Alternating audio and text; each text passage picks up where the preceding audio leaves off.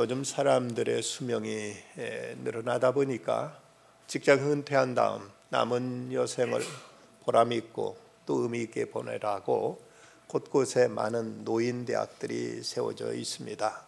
그런데 이 노인대학들 가운데 보면 비교적 유능한 분들이 다니는 대학이 있고 좀 그러지 못한 분들이 다니는 대학이 나눠진다고 합니다.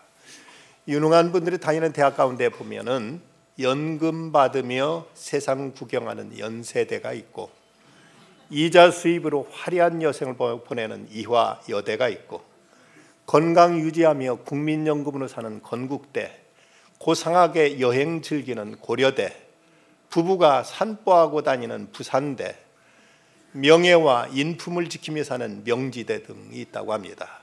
근데 좀 그러지 못한 대학은 서럽고 울적하게 지내는 서울대, 동네 경로당에 다니는 동경대, 부부가 함께 경로당에 다니는 부경대, 할 일 없이 버스 타고 드나드는 하버드대, 파산하고 이혼당하는 파리대, 방에만 콕 처박혀 있는 방콕대, 버스와 지하철로 공원을 찾아다니는 버지니아 공대, 사기와 이혼당하고 공원에 지내는 사이공대 등이 있다고 합니다. 웃자고 만든 이야기겠죠. 그런데 이보다 더 훌륭한 예루살렘 성전대를 다닌 시몬과 안나 얘기가 오늘 성경에 기록되어 있습니다. 한국의 슈바이처럼 불렸던 장기려 박사, 이분이 1950년 12월 달 한국전쟁 당시 평양의과대학 부속병원에서 밤새워 부상병들을 치료하다가 갑자기 병원에 떨어진 폭탄으로 인해서 황급히 국군버스를 타고 국군 장병들과 함께 사랑하는 아내 김봉숙 여사 그리고 5명의 자녀들과 생이별하고 남한으로 피신하게 되었습니다. 이분이 생이별하고 나서 그리고 나서는 빛바랜 사진에 있는 가족들을 바라보면서 그러면서 혼자 그렇게 살았습니다. 많은 사람들이 장기려 박사에게 재혼을 권유하자 이분은 이렇게 대답했다고 합니다. 내 사랑하는 아내가 북에 살고 있고 나를 기다리고 있는데 어찌 그 기다림을 저버릴 수 있겠는가? 그래도 어떻게 혼자 지내겠느냐고, 그래도 이제는 재혼해서 가정을 이루어야 되지 않겠느냐고 권면하는 사람들의 이런 대답도 했습니다. 내가 평양에서 결혼할 때 주례하시던 목사님이 우리 부부에게 100년 해로하라고 말씀하시는데 내가 100년이 지난 후에는 한번 생각해 보겠다고 이러면서 이분은 끝내 혼자 지내셨습니다. 1990년 초 미국에 있는 어느 친척을 통해서 북한의 그 사랑하는 아내 그리고 5명의 자녀가 살아있다는 소식을 듣고 어느 신문에 이런 가족에게 보내는, 아내에게 보내는 편지를 게재하기도 했습니다. 여보, 40년이 흘러 여든이 된 지금 여보라는 호칭이 어색하게 느껴집니다. 40년을 남한에 살면서 재혼하라는 권유도 많이 들었다오. 그러나 당신에게 한 스스로의 언약, 우리 사랑은 영원하다. 말 우리 둘 중 누가 하나라도 세상을 떠나게 된다면 이 사랑은 없어지는 것인가? 아니다. 이 사랑은 우리가 육으로 있을 때뿐만 아니라 떠나 있을 때도 영원히 꺼지지 않는 생명의 사랑이다 라고 한 말을 상기하며 당신을 기다렸어. 여보, 몇 년 전 남북한 이산 가족들이 몇 명씩 남과 북을 방문하여 해우의 기쁨을 나누고 돌아오는 것을 기억하지요. 난들 왜 가보고 싶지 않겠소? 당신과 자식들 만나고 지금은 돌아가셨을 부모님 산소도 둘러보고 고향집과 평양 신양리의 옛집에도 가보고 싶소. 그러나 1천만 이산가족 모두의 아픔이 나만 못지 않을 텐데 어찌 나만 가족 제유의 기쁨을 맛보겠다고 북행을 신청할 수 있겠소? 우리는 온 민족이 함께 어울려 제유의 기쁨을 나누는 그날 다시 만나리라는 것을 확신합니다. 끝내 그는 이산가족 상봉 신청을 하질 않고 빛바랜 사진만 바라보며 지내다가 1995년 12월 25일 성탄절 아침 하나님의 부르심을 받게 됩니다. 이분은 그의 마지막 유언은 참으로 소박했습니다. 내가 죽거든 나의 비문에 주를 섬기다 간 사람이라고 써주시오. 핏빛보다 더 진한 그 그리움을 늘 그는 다시 만나리란 기다림과 기대 속에서 그는 마음에 새기다가 끝내 하나님 부르심을 받았고 이제는 그 햇빛보다 더 밝은 저 영원한 천국에서 두 분이 다시는 헤어지지 않는 이제 영원한 삶을 함께 누리고 계신 줄 믿습니다. 오늘은 교회력으로 대림절이라고 이렇게 부릅니다. 대림절이란 말은 예수님의 강림을 고대한다는 뜻에서 강림절 또는 대강절이라고도 이렇게 부르는데, 이때부터 예수님의 오신 그 성탄절을 준비하는 성탄절 준비가 시작되고, 그러면서 또 한편으로는 다시 재림하실 그리스도에 대한 재림신앙을 새롭게 다짐하는 이런 절기로 교회에서는 지키고 있습니다. 교회력으로는 이 대림절이 이 한 해가 새롭게 시작하는 이런 절기라서 어떤 면에서 오늘 이 대림절 첫째 주일은 교회력으로는 설날에 해당된다고도 말할 수가 있습니다. 종말신앙이라고 우리 기독교 신앙을 이렇게 부르고 있죠.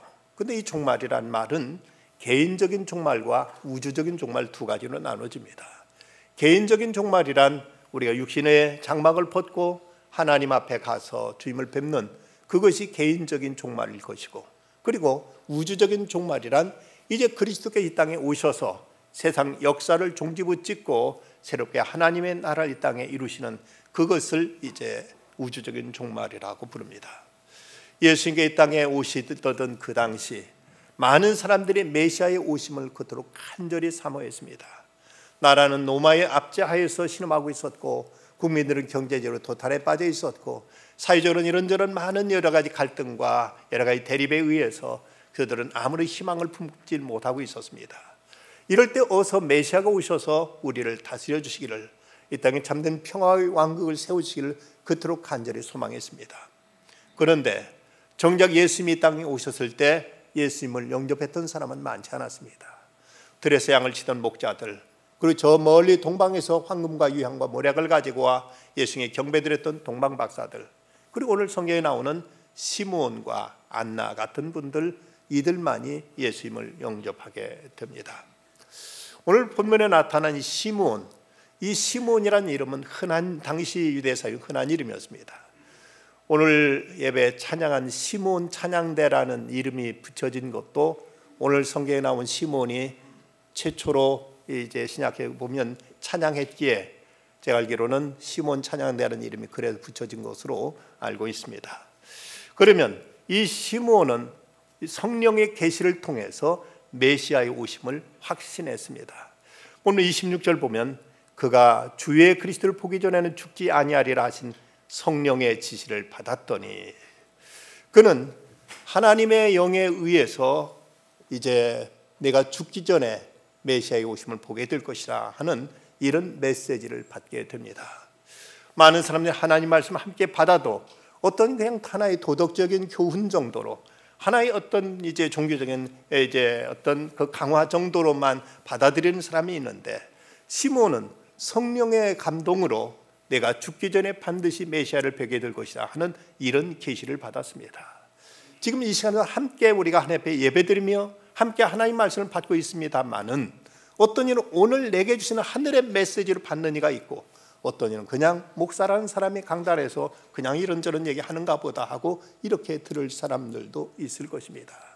시몬은 성령의 감동으로 하나님의 약속을 받게 되는데, 그것은 곧 이제 내가 죽기 전에 메시아의 오심을 보게 될 것이라는 이 귀한 메시지를 받게 되고, 그러면서 그는 그날을 간절히 사모하는 이런 삶을 살게 되었던 것입니다.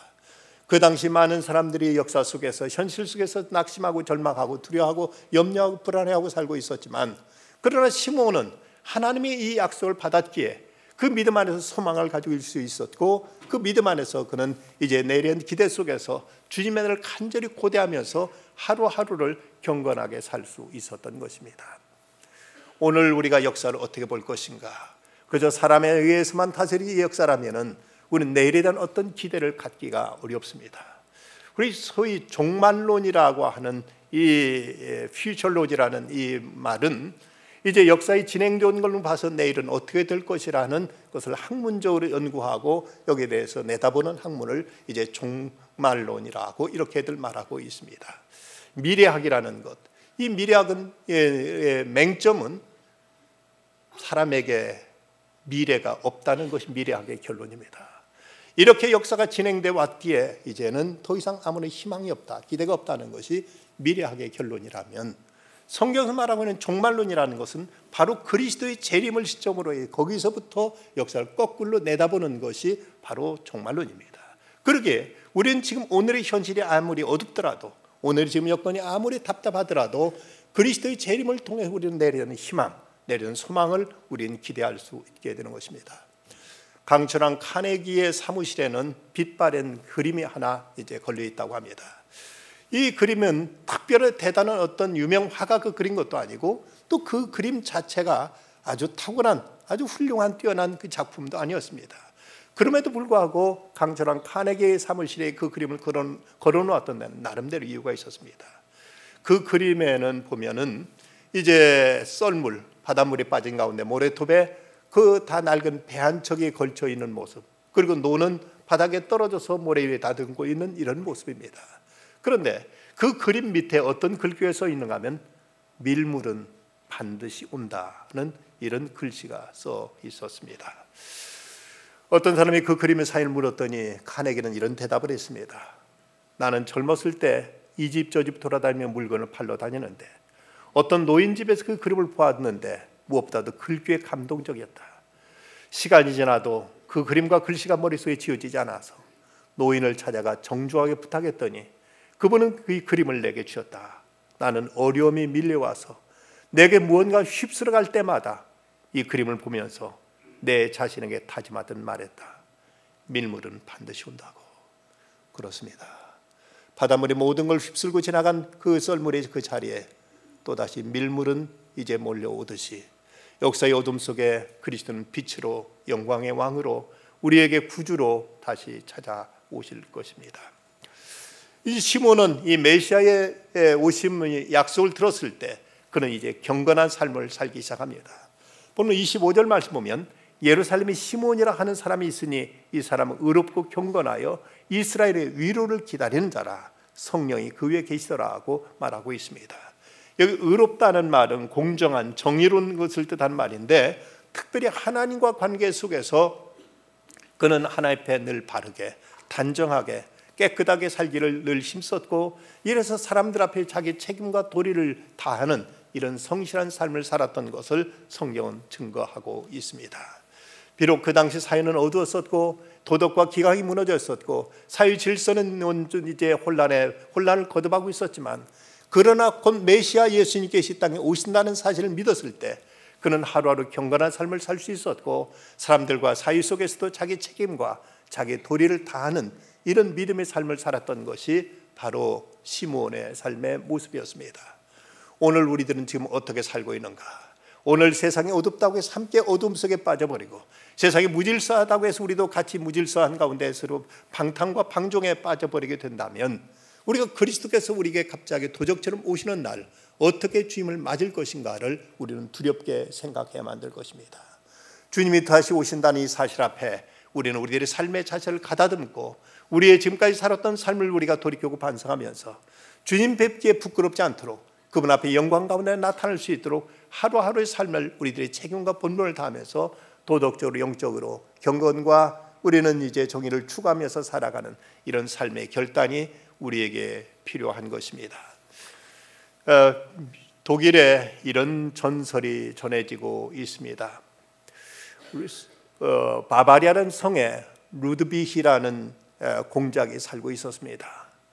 이분은 성격이 포악하고 잔인해서 자기 성에 살고 있는 주민들한테 그토록 혹독하게 됐고 가족들에게도 그토록 냉정하고 차갑게 됐던 사람이었습니다.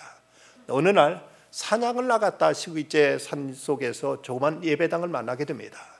예배당에 혼자 거리에 들어가서 우처럼 무릎 꿇고 기도를 했습니다. 내 기도하는 순간 갑자기 예배당 그 벽면에 뭔가 글자가 한 자 쑥 나타났다 사라지는데 거기에 기록된 그 눈앞에 드러난 글씨는 in 3라는 그 3이라는 글자였습니다. 근데 그 글자 속에 그 다음에 3일인지 3주인지 석 달인지 아니면 3년인지 이것을 그런 이제 확인하지 못했습니다. 그리고 그것이 지난 후에는 어떤 무서운 심판이 있을 것이라는 이런 그 이제 글귀를 거기서 보게 됩니다. 그는 두려운 마음으로 집에 돌아와서 이제 3일 후에 어쩌면은 이제 무서운 심판이 있을 것이다 하는 이런 생각을 가지고 그 주어진 3일 동안 가족들에게도 그는 예전같이 따뜻하게 친절하게 대했고 그리고 자기의 그 성 안에 살고 있는 그 주민들에게도 그는 자비를 베풀었습니다.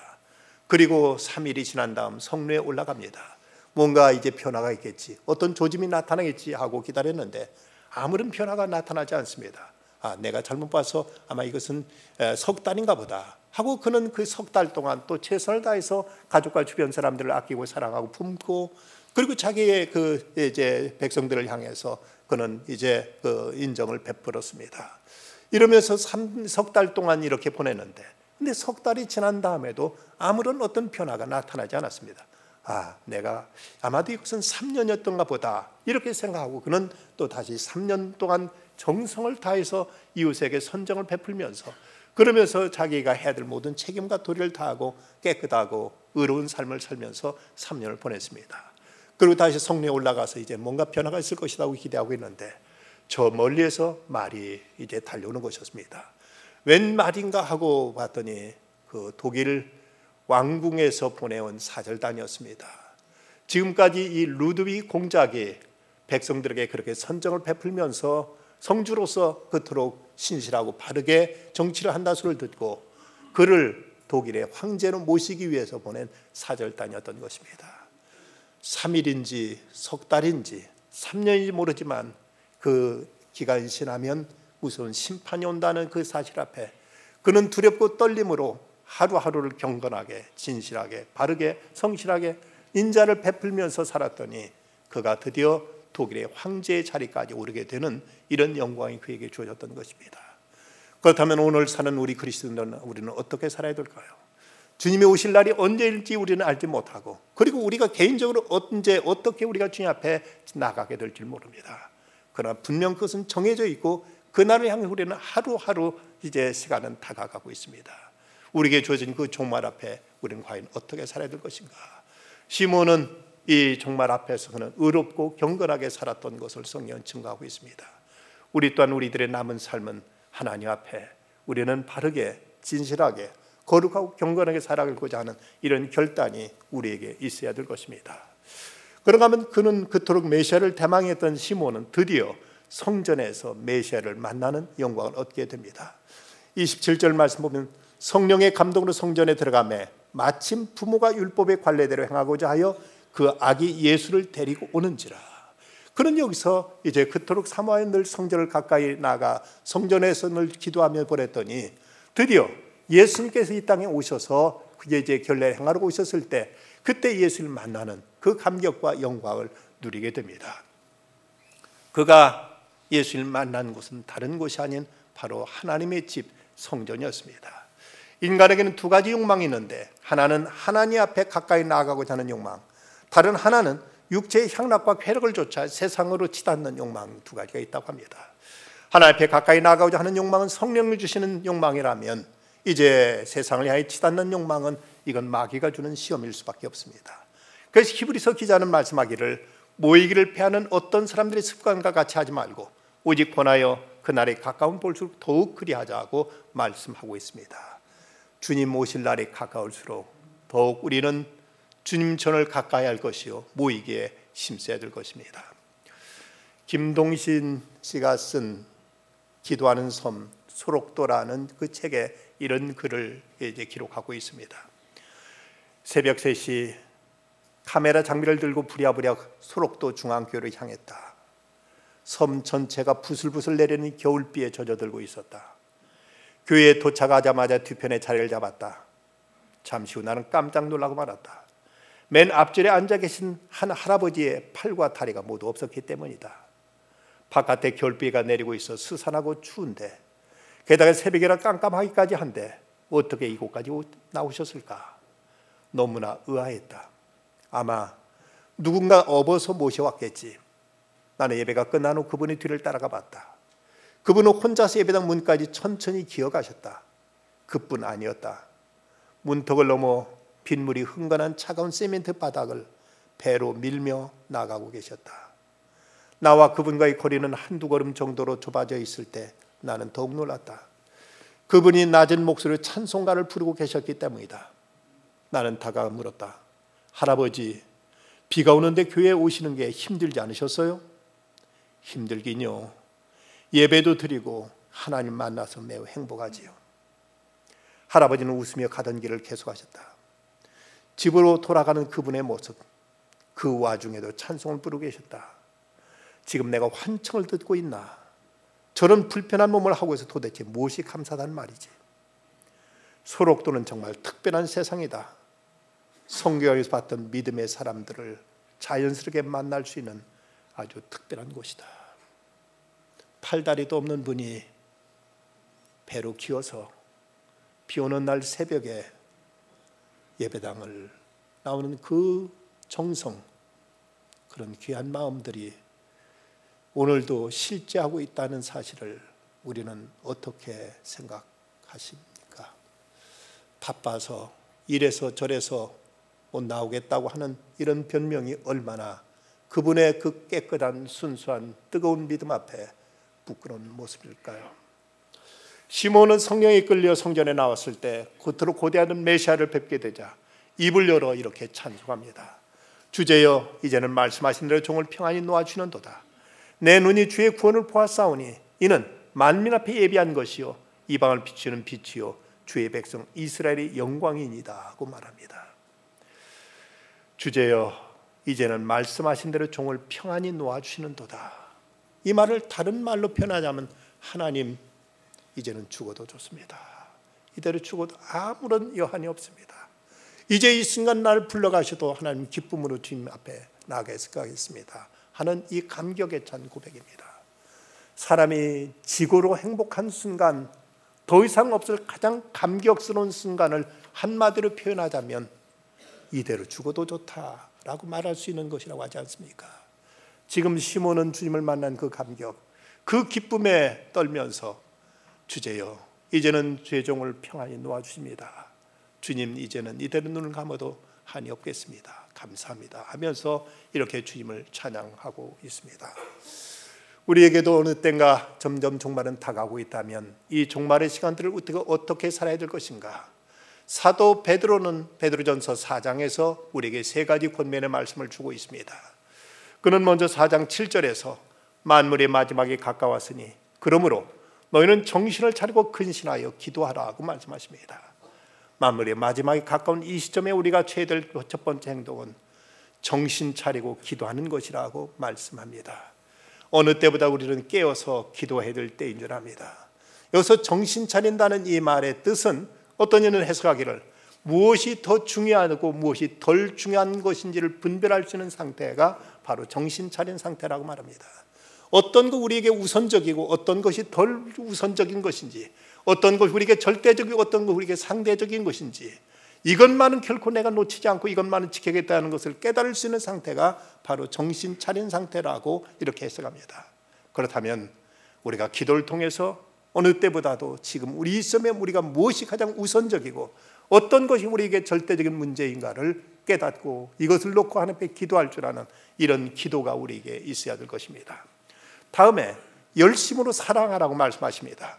무엇보다 뜨겁게 서로 사랑할지니 사랑은 허다한 죄를 덮느니라. 서로 허물을 덮어줄 만큼 뜨겁게 서로 사랑하라고 말씀합니다. 열심으로 사랑하라. 마치 주마가편처럼 달리는 말에 채찍질하는 것처럼 우리가 지금도 사랑하고 있지만 이보다 더 뜨겁게, 더 열심히, 더 간절하게 서로 사랑하라고 이렇게 권면하고 있습니다. 몇 해 전 저는 참으로 감격스러운 감동적인 선물을 받았습니다. 우리 교회 안수집사 직분을 받은 한 집사님이 하나님께 자기를 선택하셔서 자기를 믿고 자기의 직분을 맡겨주신 건 너무 감사해서 무려 6년 동안을 매일 아침 금식하면서 모은 그 쌀, 거기에 해당되는 쌀 한 자루를 제게 가지고 왔습니다. 하나님께 드리는 마음으로 그 쌀을 제게 가져왔습니다. 저는 도저히 그 쌀을 제 입에 넣을 수가 없었습니다. 옛날 다윗 왕이 베들레헴 성문 곁에 있는 우물을 생각하면서 그 물을 마실 수 있으면 하는 소리를 듣고 옆에 있던 다윗의 세 부하 장수들이 목숨의 위협을 무릅쓰고 달려가서 그 물을 길어서 다윗에게 갖다 주자. 다윗이 그때 한 말, 생명을 돌아보지 아니하고 갔던 이 사람들의 피를 어찌 마시리까? 그리고는 그 물을 하나님의 제단에 그대로 부어드렸습니다.